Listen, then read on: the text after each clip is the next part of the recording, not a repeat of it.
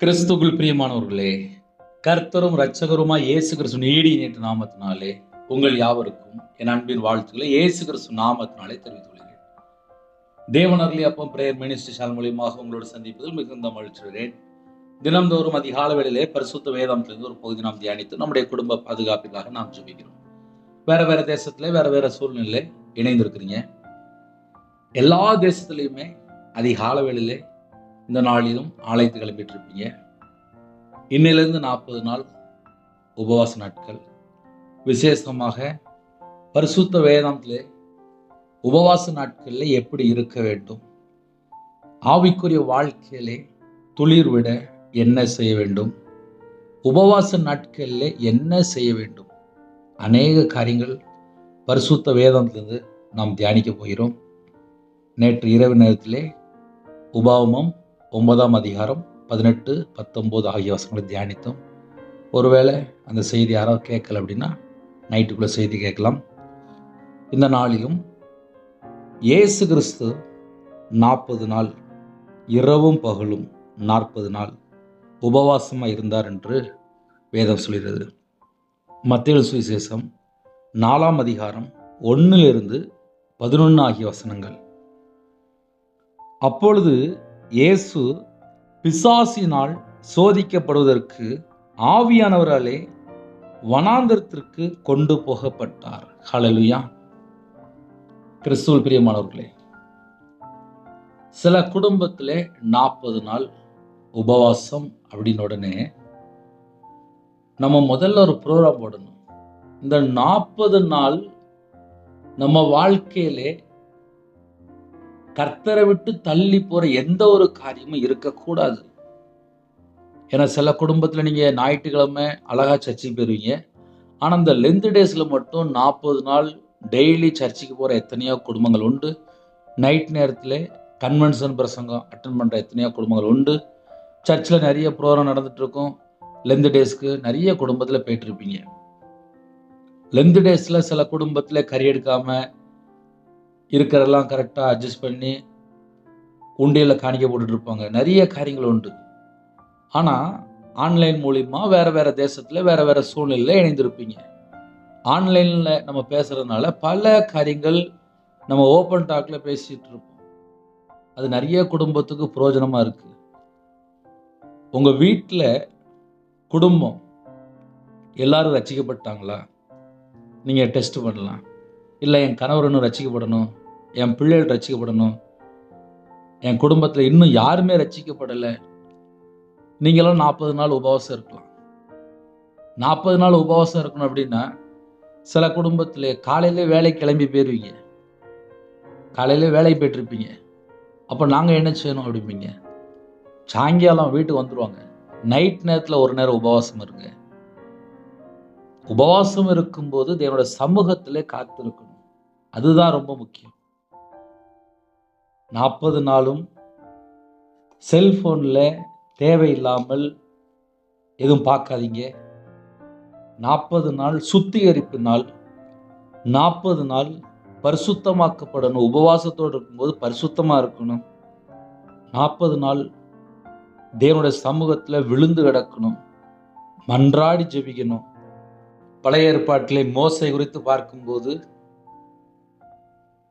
சகல பாவங்கள் நிமித்தமும் நான் கர்த்தருக்கு முன்பாக முன் போல இரவும் பகலும் 40 நாள் விழுந்து கிடந்தேன்.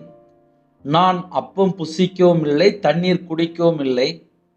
கர்த்தர் உங்களை அழிக்கும்படிக்கு உங்கள் மேல் கொண்டிருந்த கோபத்திற்கும் உக்கரத்திற்கும் பயந்திருந்தேன். கர்த்தர் அந்த முறையும் என் மன்றாட்டை கேட்டார்.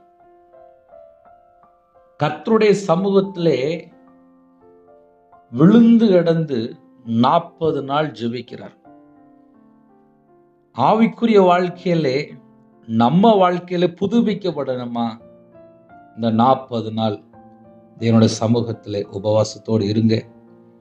இல்லை நாங்கள் வீட்டில் தான் இருக்கிறோம், அப்போ நாங்கள் என்ன செய்யலாம் அப்படின்னா ஒரு நேரமாவது தேவனுடைய சமூகத்தில் உபவாசம் இருந்து பைபிள் வாசித்து பாட்டு படித்து ஸ்தோத்திர பலி செலுத்தி, குடும்பத்தில் இன்னும் யாரெல்லாம் ரட்சிக்கப்படலை, உங்கள் ஊரில் சர்ச் இருக்கா, எந்தெந்த நாட்டுக்குள்ளே இருக்கிறீங்க, உங்கள் சொந்தக்காரங்க, உங்களுக்கு தெரிஞ்சவங்க, உங்கள் பாஸ்டருக்கு நீங்கள் அழகாக அந்த 40 நாள் ஜெபிக்கலாம். இயேசு கிறிஸ்து 40 நாள் உபவாசம் இருக்கிறாரு. இயேசு பிசாசினால் சோதிக்கப்படுவதற்கு ஆவியானவராலே வனாந்திரத்துக்கு கொண்டு போகப்பட்டார். முதல் வசனத்துல ஒரு முக்கியமான ஒரு பாயிண்ட் எழுதப்பட்டிருக்கு. இயேசு பிசாசினால் சோதிக்கப்படுவதற்கு 40 நாள் உபவாசம் இருக்கும்போது சோதனைக்காரன் உள்ள வருவான். அதுக்கு நம்ம என்ன செய்யணும் பிரதர் அப்படின்னா, முதல்ல பிள்ளைகளுக்கு பாதுகாப்புக்காக ஜெபம் பண்ணுங்க. குடும்பத்திலே கணவன் மனைவி இருக்கிறீங்களா, ஒருமனப்பட்டு ஜெபம் பண்ணுங்க. யாருக்கெல்லாம் நீங்கள் ஜெபிக்க போறீங்களோ முதல்ல ஒரு தீர்மானம் பண்ணுங்க. வியாபாரம் பார்க்குறீங்களா, வியாபாரத்துக்காக முதல்ல ஜெபம் பண்ணுங்க. இன்னுமாக குடும்பத்தில் என்னென்ன காரியத்துக்காக நீங்கள் பாஸ்டிங் இருக்க போறீங்களோ அது எல்லாம் எழுதி வச்சுருங்க. கடன் இருக்குது, வீடு கட்டணும், பிள்ளைகள் திருமணம் முடியணும், பிள்ளை இல்லாமல் இருக்குது. சில குடும்பத்தில் வீட்டில் யாராவது படுத்த படுக்கையில் இருப்பாங்க, அவங்களுக்காக நீங்கள் ஜெபிக்க போறீங்களா? தேவனோட சமூகத்தில் முதல்ல அர்ப்பணிங்க. இயேசு கிறிஸ்து 40 நாள் உபவாசம் இருக்கும்போது சோதனைக்காரன் முதல்ல உள்ள என்றாரான். இயேசு பிசாசினால் சோதிக்கப்படுவதற்கு அந்த வேடை ரொம்ப முக்கியமாக கவனிக்கணும். பிசாசினால் சோதிக்கப்படுவதற்கு ஆவியானவராலே வனாந்திரத்துக்கு கொண்டு போகப்பட்டார். இயேசு கிறிஸ்து ஊழியத்தை ஆரம்பிக்கிறதுக்கு முன்பாக 40 நாள் உபவாசம் இருக்கிறார். இன்னைக்கு ஆவிக்குரிய வாழ்க்கையிலே எத்தனையோ குடும்பத்தில் பரிசுத்த ஆவியை பெற்றுக்கொள்ளணும், அந்நிய பாஷை பேசணும், எனக்கு வரங்கள் வேணும், எனக்கு ஆவிக்குரிய 9 கனிகள் வேணும்னு சொல்லி நிறைய குடும்பத்தில் ஜெபிக்கிற குடும்பம் உண்டு. 2016 முழு நேர ஊழியத்துக்கு 40 நாள் உபவாசம் இருந்து ஜெபம் பண்ணேன். அதுக்கப்புறம் கர்த்தருடைய கிருபையினாலே உபவாசம் இருந்து 40 நாள் உபவாசம் இருந்து ஜெபம் பண்ணியிருக்கேன். இது என்னோட வாழ்க்கையிலே அடிக்கடி உள்ள காரியங்கள். ஆவிக்குரிய வாழ்க்கையிலே ஒரு மனுஷன் வளரணும் அப்படின்னா தேவனுடைய சமூகத்திலே 40 நாள் உபவாசம் இருந்து ஜெபிக்கும் போது உங்கள் வாழ்க்கை ஆவிக்குரிய வாழ்க்கையில் நீங்கள் எந்த காரியத்தில் உபவாசம் இருக்கிறீங்களோ அந்த காரியத்தில் ஜெயத்தை பெற்றுக்கொள்ள முடியும். அதே நேரத்தில் சில குடும்பத்தில் உபவாசத்தோடு இருக்கும்போது வீண் வார்த்தை பேசாதீங்க. தேவனுடைய சமூகத்திலே விழுந்து கிடந்தார் மோசே. 40 நாள் உபவாச நாட்கள்ல ரொம்ப ஒரு முக்கியமான ஒரு பாயிண்ட் என்ன அப்படின்னா, தேவையில்லாமல் ஃப்ரெண்டோ, தேவையில்லாமல் தேவையான நபரோ, தேவையில்லாமல் செல்ஃபோனோ, தேவையில்லாமல் நாடகமோ, தேவையில்லாமல் படமோ, இல்லை ஃபோன்லேயோ பல மணி நேரத்தை வேஸ்ட் பண்ணாதீங்க. அப்புறம் நான் உபவாசம் இருந்தேன், நான் உபவாசம் இருந்த காரியம் எனக்கு நடக்கலை அப்படின்னு புலம்பக்கூடாது. நம்ம உபவாசம் இருக்கும்போது முதல்ல நம்ம ஒரு காரியத்தை அறிந்து கொள்ளணும். சோதனைக்காரன் உள்ள வருவான், பிசாசு உள்ள என்ட்ராவான். அதனால கர்த்தருடைய பிள்ளைகள் வேலி அடைக்கணும்.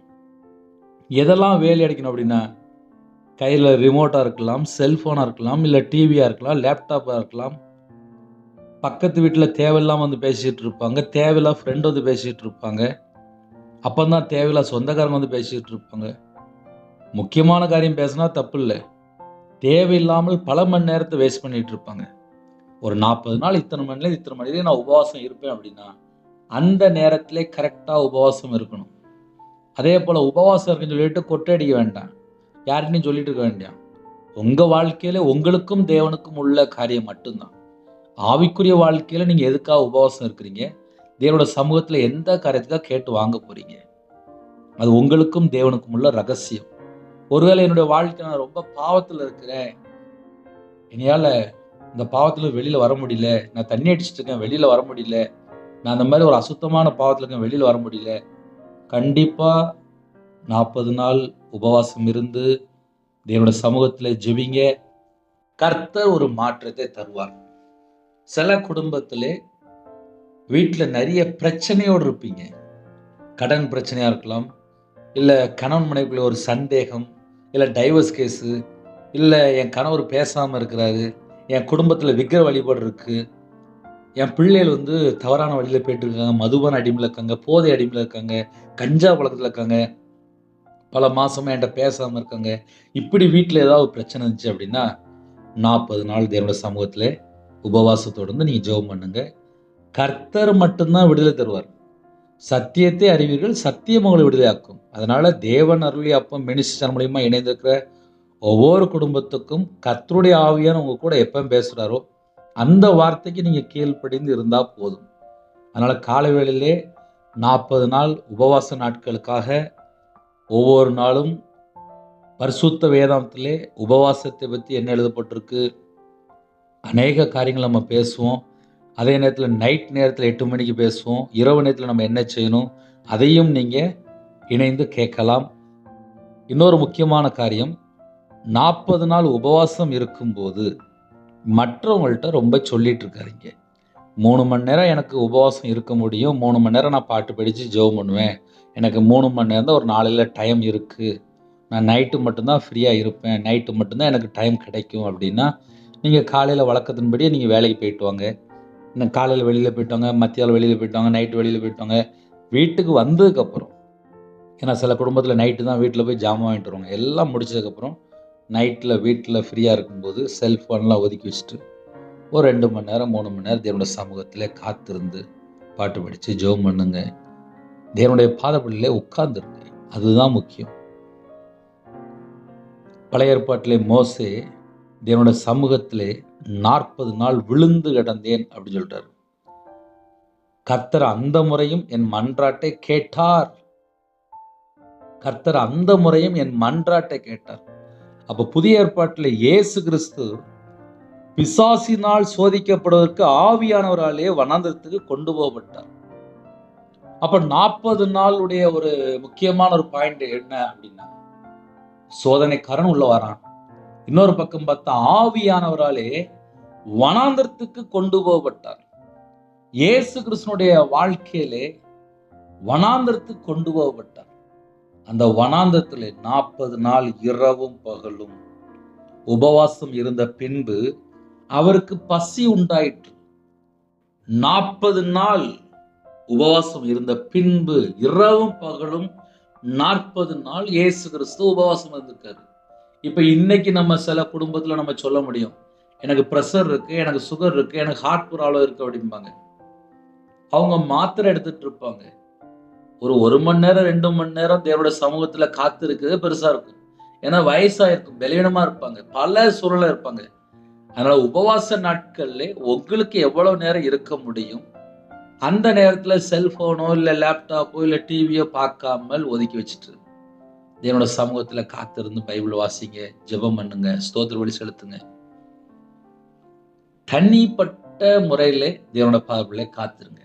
ஏன்னா பழைய ஏற்பாட்டிலே மோசே அழகா எழுதப்பட்டிருக்கு, கர்த்தர் கோபப்படுத்துவதற்கு நீங்கள் அவருடைய சமூகத்தில் பொல்லாப்பு செய்து நடப்பித்த உங்களுடைய சகல பாவங்கள் நிமித்தமும் நான் கர்த்தருக்கு முன்பாக முன்போல் இரவும் பகலும் 40 நாள் விழுந்து கிடந்தேன். கர்த்தருக்கு முன்பாக முன்போல் இரவும் போலும் 40 நாள் விழுந்து கிடந்தேன். நான் அப்பம் புசிக்கவும் இல்லை, தண்ணீர் குடிக்கவும் இல்லை. கர்த்தர் உங்களை அழிக்கும்படிக்கு உங்கள் மேல் கொண்டிருந்த கோபத்திற்கும் உக்கிரத்திற்கும் பயந்திருந்தேன். கர்த்தர் அந்த முறையும் என் மன்றாட்டை கேட்டார். இந்த வசனம் எங்க இருக்கு அப்படின்னா, உபாகமம் 9ஆம் அதிகாரம் 18, 19 ஆகிய வசனத்துல இருக்கு. அதனால 40 நாள் உபவாசம் இருக்கும்போது என்ன நடக்கும் அப்படின்னா, சகல பாவங்கள் நிமித்தமும், அதுல ஒரு வேர்டு முக்கியமா வருது, சகல பாவங்கள் நிமித்தமும் நான் கர்த்தருக்கு முன்பாக இரவும் பகலும் 40 நாள் விழுந்து கிடந்தேன். அப்ப இந்த 40 நாள் உபவாசனுடைய மைய கருத்து என்ன அப்படின்னா, சகல பாவங்கள் நிமித்தமும் நான் கர்த்தருக்கு முன்பாக இரவும் பகலும் 40 நாள் விழுந்து கிடந்தேன். பசி உண்டான உடனே கரெக்டா சோதனைக்காரன் உள்ள என்றாரான். அவரிடத்தில் வந்து, நீர் தேவனுடைய குமாரனே ஆனால் இந்த கல்லுகள் அப்பங்கள் ஆகும்படி சொல்லும் என்றான். சோதனைக்காரன்னா பிசாசு. 40 நாள் உபவாசம் இருந்த பின்பு, அப்ப 40 நாள் முடிந்த பின்பு அவருக்கு பசி உண்டாயிட்டு. சோதனைக்காரன் வாரான், நீர் தேவனுடைய குமாரனே ஆனால் இந்த கல்லுகள் அப்பங்களாகும்படி சொல்லும் என்றான். இயேசு கிறிஸ்து பிரதித்துவமாக, மனுஷன் அப்பத்தினாலே மாத்திரம் அல்ல, தேவனுடைய வாயிலிருந்து புறப்படைய ஒவ்வொரு வார்த்தையினாலும் பிழைப்பான் என்று எழுதியிருக்கிறதே என்றார்.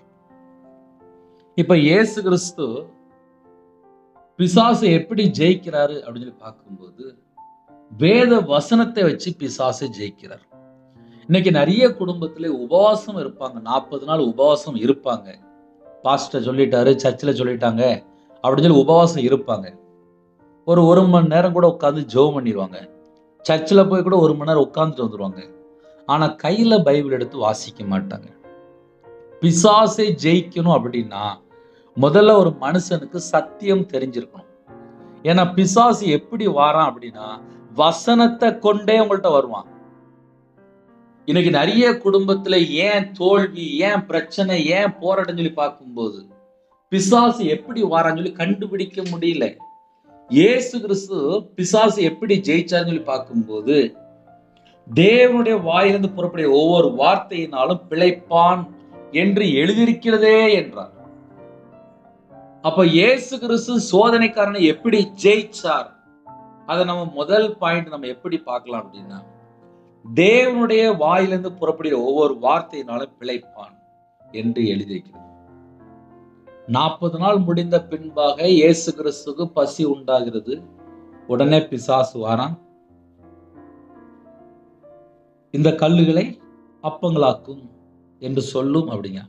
ஆனா இயேசு சொல்றாரு, தேவனோட வாயிலிருந்து புறப்படுகிற ஒவ்வொரு வார்த்தையினாலும் பிழைப்பான் அப்படின்னு சொன்னோடனே முதல் ஸ்டேஜ் முடிஞ்சிட்டு. அப்பொழுது பிசாசு அவரை பரிசுத்த நகரத்திற்கு கொண்டு போய் தேவாலயத்து உப்பரிக்கையின் மேல் அவரை நிறுத்தி, நீர் தேவனுடைய குமாரனே ஆனால் தாளை குதியும், ஏனெனில் தம்முடைய தூதர்களுக்கு உம்மை குறித்து கட்டளையிடுவார், உமது பாதம் கல்லில் இடராதபடிக்கு அவர்கள் உம்மை கைகளில் ஏந்தி கொண்டு போவார்கள் என்பதாய் எழுதியிருக்கிறது என்று சொன்னான். 2வது முறை பிசாசு எப்படி சோதிக்கான்னு சொல்லி பார்க்கும்போது, பரிசுத்த நகரத்துக்கு கொண்டு போய் தேவாலயத்து உப்பரிக்கையின் மேல் அவரை நிறுத்தி, நீர் தேவனுடைய குமாரனே ஆனால் தாளை குதியும், மேலிருந்து கீழே குதியும் சொல்றான். அப்ப அந்த அளவுக்கு கிரிட்டிக்கலான ஸ்டேஜ். வசனத்தின் மூலியமா பேசுறான். எப்படி பேசுறான்னு சொல்லி பார்க்கும்போது, ஏனெனில் தம்முடைய தூதர்களுக்கு உம்மை குறித்து கட்டளையிடுவார், உமது பாதம் கல்லில் இடராதபடிக்கு அவர்கள் உம்மை கைகளில் ஏந்தி கொண்டு போவார்கள் என்பதா எழுதியிருக்கிறதே என்று சொன்னார்.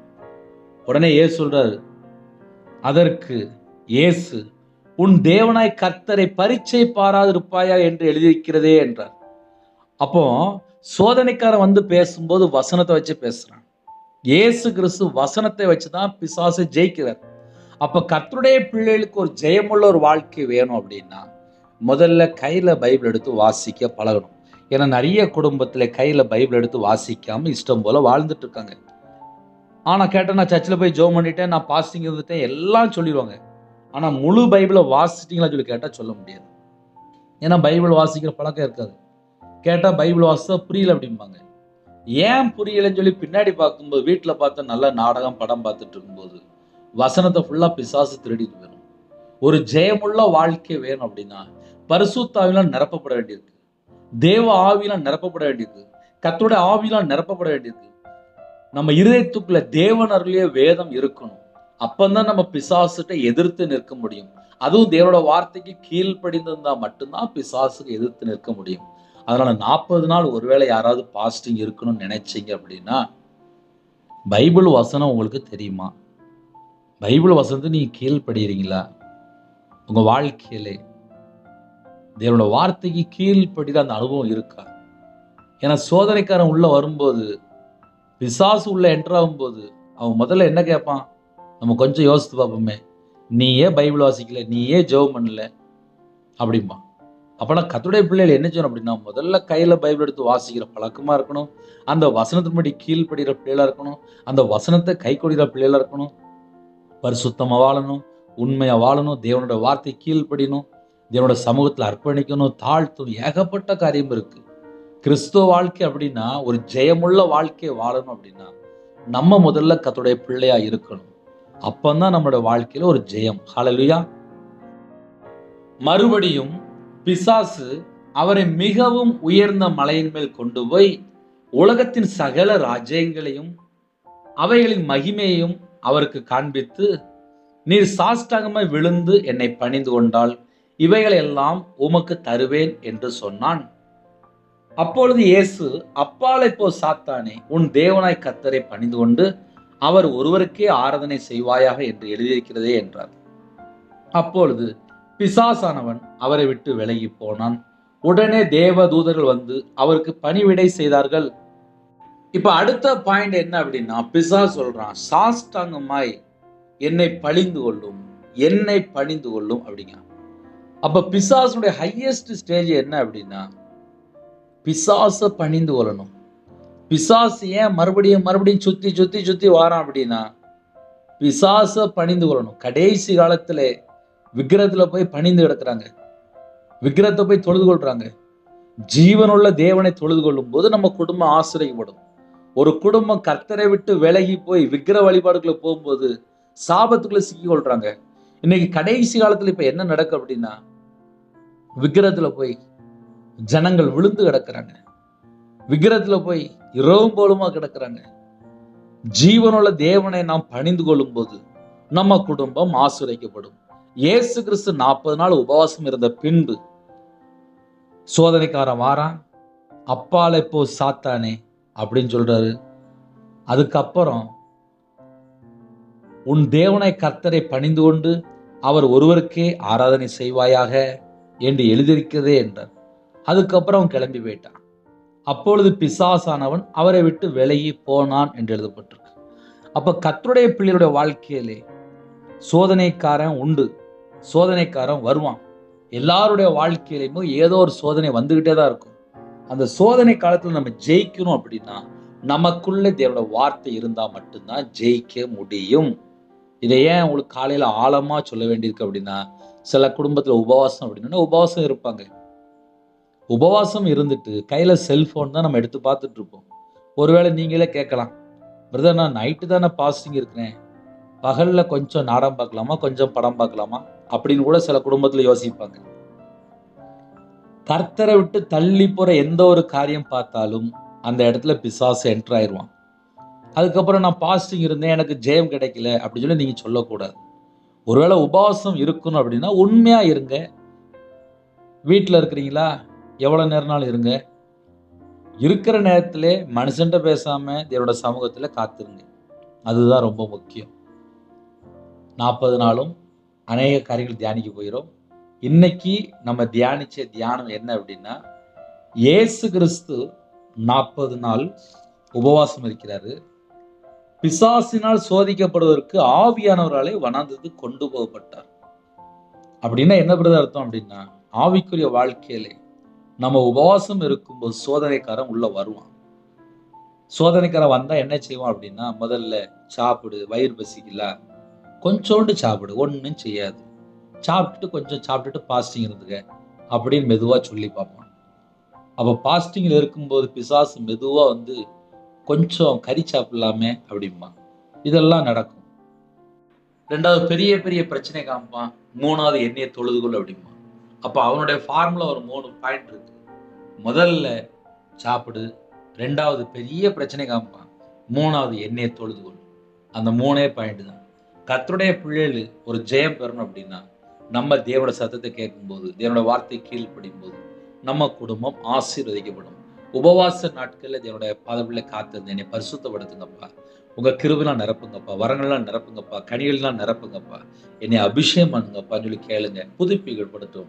ஆவிக்குரிய வாழ்க்கையிலே மலர் இருக்கு. இந்த 40 நாள் உங்களுக்கு பிரயோஜனமா இருக்கும். தொடர்ந்து இணைந்திருங்கள். நைட் நேரத்தில் வேற செய்தி பேசுவோம், அதையும் தொடர்ந்து கேளுங்கள். புதிய நாளுக்காக ஜெபிப்போமா? கண்களை மூடி நாம் ஜெபம் செய்வோம். எங்களை அதிகமாக நேசிக்கிறோம் அன்பு அந்த பரிசுத்தமுள்ள நல்ல தகப்பனே, உண்மை நன்றியோடு துதிக்கிறோம்ப்பா. புதிய நாளுக்கான கிருபைக்கு 1000 மடங்கு உமக்கு ஸ்தோத்திரம்ப்பா. யாரெல்லாம் உபவாசத்தோடு இருக்கிறாங்களோ அந்த குடும்பத்தை உங்களுடைய கரத்தில் அர்ப்பணிக்கிறோம்ப்பா. உபவாச நாட்களில் தேவனுடைய பாதப்பிள்ளை காத்திருந்து உண்மையாக தேவனை தேட கத்த கிருபை செய்யுங்கப்பா. யாரெல்லாம் அர்ப்பணிக்கிறாங்களோ அந்த குடும்பத்தை வேலையடைங்க, உங்களோட இரத்த கொட்டைகளை வேலையடைங்க. பிதா குமார் பரிசுத்த நாமத்தில் முத்திரை போட்டு ஆசிரியங்க. ஜெப விஷயம் தாங்க, தியானிக்கிற விஷயம் தாங்க, துதிக்கிற விஷயம் தாங்க. சகலவிதமான நன்மைகளையும் பெற்றுக்கொள்ள எங்களை தாழ்த்த அப்படிங்கிறோம். இந்த மாதத்தோட எல்லா தேவைகளும் சந்திங்கப்பா. யாரெல்லாம் அர்ப்பணிக்கிறாங்களோ அந்த குடும்பத்துக்கு ஒரு வேலை அடைங்க. காலை வேளையில் வேலைக்கு போகிறாங்க, கம்பெனிக்கு போகிறாங்க, விவசாயம் பார்க்குறாங்க, டிரைவிங் லைனில் இருக்காங்க, வேறு நாட்டில் ஜெபிக்கிற எல்லா குடும்பத்துக்கும் கர்த்தருடைய பாதுகாப்பு தாங்க. கற்பத்திரிக்கை ஜெபிக்கிறாங்க, கர்த்தர் மனமிறங்கி ஆசிரியங்க, தாயும் பிள்ளையும் ஆசிரியங்க. சில குடும்பத்தில் கற்பத்திரிக்கை ஜெபிக்கிறாங்கப்பா, இந்த வருஷத்துல அப்பா கர்த்தர் ஆசீர்வதிக்கணும். திருமண நாளுக்காக ஜெபிக்கிறாங்க, சில குடும்பத்தில் பிறந்த நாளுக்காக ஜெபிக்கிறாங்க. அவனுடைய தலைமுறை கர்த்தர் கறந்துட்டு ஆசிரியக்கணும், அவனுடைய வம்சத்தை ஆசிரியக்கணும், பிள்ளைகள் பழகி பெறணும்ப்பா, 1000 தலைமுறைக்கு ஆசிரியங்கப்பா. திருமணம் முடிந்ததுக்கப்புறம் நிறைய குடும்பத்தில் நிம்மதி இல்லைப்பா. ஒவ்வொரு குடும்பத்தையும் உங்களுடைய கரத்தில் பண்ணிடும். பரலோகத்தில் தேவன் உங்கள் பிள்ளை சந்தித்து குடும்பத்தில் என்னென்ன குறை இருக்கோ எல்லா குறைகளெல்லாம் நீக்கி நிறைவான ஆவியானவர் அப்போ அவங்க பிள்ளைகளோட வாழ்க்கையில் எல்லாவற்றையும் நிறைவாக மாற்றித்தாங்க. எந்தெந்த பாவ அடிமையில் வாழ்கிறவங்களோ அந்த காரியத்தில் வெளியில் கொண்டு வாங்க. ஒவ்வொரு குடும்பமும் ரட்சிக்கப்படணும். இந்த நாளிலும் யாரெல்லாம் உபவாசம் எடுக்க போகிறாங்களோ அந்த குடும்பத்தை கர்த்தர் பொறுப்படுத்துங்க. தேவனர்லி அப்போ மினிஸ்டர் மூலியமாக இணைந்திருக்க எல்லா குடும்பத்தையும் கர்த்தர் பரிபூர்ணமாக ஆசீர்வதிங்க. உங்கள் நாம மைவிடட்டும். காலவேளையிலே அப்பா சில குடும்பத்திலே சர்ச்சை கிளம்பிட்டு இருக்காங்க, அந்த குடும்பத்துக்கு ஸ்தோத்திரம். ஆலயத்தில் போய் நாட்டப்பட கதை கிருபை செய்யுங்க. உங்கள் கரத்தில் அர்ப்பணிக்கிறோம். வெளிநாட்டில் இருக்காங்க, அவங்க இருக்கிற இடத்துல சகலவிதமான பாதுகாப்பு தாங்க. காலவேளையிலே அப்பா கம்பெனிக்கு போகிறாங்க, சில குடும்பத்தில் வியாபாரம் பார்க்காங்க, சில குடும்பத்தில் வேலைக்கு போகிறாங்க, சில குடும்பத்தில் வாலிப பிள்ளைகள் வாலிப பையன் வேலை பார்க்காங்க. எத்தனையோ குடும்பத்தில் வெளியில் புறப்படுறாங்க. எல்லாருக்கும் கர்த்தருடைய பாதுகாப்பு தாங்க. எல்லா குடும்பத்தையும் ஆசிரியங்க. கடன் பிரச்சனை எத்தனையோ குடும்பங்கள் உண்டு, அந்த கடன் பிரச்சனைக்கு ஒரு முடிவு கொண்டு வாங்க. சகல குடும்பத்தையும் கர்த்தர் ஆசிரியங்க. நிறைய குடும்பத்தில் பலவீனத்தோடு ஜெபிக்கிறாங்க, எல்லா பலவீனத்தையும் நீக்கி கர்த்தர் பூரண சுகம் தாங்க. உங்களுடைய தலைமுள்ள கரத்தினால தொட்டு சுகமாக்கித்தாங்க. ஜெபிக்கிற எல்லா குடும்பமும் இயேசு கிறிஸ்து ரத்தத்தினால இயேசு கிறிஸ்து நாமத்தினால பரிபூர்ணமாக ஆசீர்வதிக்கப்படட்டும். யாரெல்லாம் தாழ்த்துறாங்களோ அவங்களோட அப்பத்தின் தண்ணீரும் ஆசீர்வதித்து அந்த குடும்பத்தை பல மடங்கு ஆசீர்வதிங்க. வேலைக்காக ஜெபிக்கிறாங்க, டிரான்ஸ்ஃபருக்காக ஜெபிக்கிறாங்க, வெளிநாட்டு போகிறக்காக ஜெபிக்கிறாங்க. கர்த்தரே வாசல் திறந்து உங்கள் பிள்ளைகளை ஆசீர்வதிங்க. படிக்கிற பிள்ளைகளுக்காக ஸ்தோத்திரம் ராஜா, 12th படிக்கிற பிள்ளைகளுக்காக ஸ்தோத்திரம் ராஜா, எக்ஸாம் எழுத போகிறாங்க. கர்த்தர் கூட இருந்து உங்கள் பிள்ளைகளை ஆசீர்வதிக்கணும். உங்கள் பிள்ளைகளோட கரத்தை கர்த்தர் பிடிக்கணும். யாரெல்லாம் அப்பா எக்ஸாம் எழுத போகிறாங்களோ உங்கள் பிள்ளைகளோட கர்த்தர் புறப்பட்டு போங்க. முன்னும் பின்னுமா தேவதுண்டி பாடுங்க. படித்த பாடம் ஞாபகத்துக்கு வரணும். தேவ கிருபையினால தேவ புத்தினால் நிரப்புங்கப்பா. எல்லா குடும்பத்தையும் பரிபூர்ணமாக ஆசிரியங்க. இந்த நாளிலும் எங்களோட வாழ்க்கையில் என்னென்ன குறை இருக்கோ அந்த குறையெல்லாம் நீக்கி கல்வாரி அன்பினால் நிரப்பி உங்கள் பிள்ளைகளை கர்த்தரே ஆசிரியக்கணும்ப்பா. பரிபூர்ணமாக ஆசிரியங்க. எல்லா குடும்பத்தையும் கர்த்தர் பொருட்படுத்துங்க. சிறு பிள்ளைகள் முதல் கொண்டு முதியோர் எல்லா குடும்பத்தையும் கர்த்தர் கூட ஆசிரியங்க. எல்லா குடும்பம் பழகி பெறட்டும். கர்த்தர் பொருட்படுத்தணும். துதிகான மகிமை எல்லாம் ஒருக்கே செலுத்திடும். தேவனர்லி அப்போ மினிஸ்டர் மூலியமாக இணைந்திருக்க எல்லா குடும்பத்தையும் கர்த்தர் 1000 மடங்கு ஆசிரியங்க. உங்கள் நாம மைவிடட்டும். இயேசு கிறிஸ்து பிதாவே ஆமென். தேவனுக்கே மைமுண்டதாக கர்த்தர் தாமே உங்களையும் உங்கள் குடும்பத்தையும் சகல காரியத்திலும் சம்பூர்ணமாக திருப்தியாக கர்த்தர் கூட பரிபூர்ணமாக ஆசீர்வதிப்பாராக. ஆமென். கர்த்தராகிய இயேசு கிறிஸ்து கிருபையும் பிதாவாகிய அன்பும் பரிசுத்தனுடைய ஐக்கியமும் இப்பொழுதும் எப்பொழுதும் சதா காலங்களிலும் நம் மனையோடு கொடுப்பதாக. ஆமென். கிறிஸ்துவில் பிரியமானவர்களே, என்னுடைய ஊழியர்காக தொடர்ந்து ஜெபித்து வருங்கள். கர்த்தர் உங்களையும் உங்கள் குடும்பத்தையும் ஆசீர்வதிப்பார். 9363064182 நம்பர் உண்டால் நாங்கள் உங்களுக்காக உங்கள் குடும்பத்துக்காக ஜெபிப்போம். God bless you. Thanks for watching. Please subscribe our channel. Click the like and share. Click the bell. God bless you.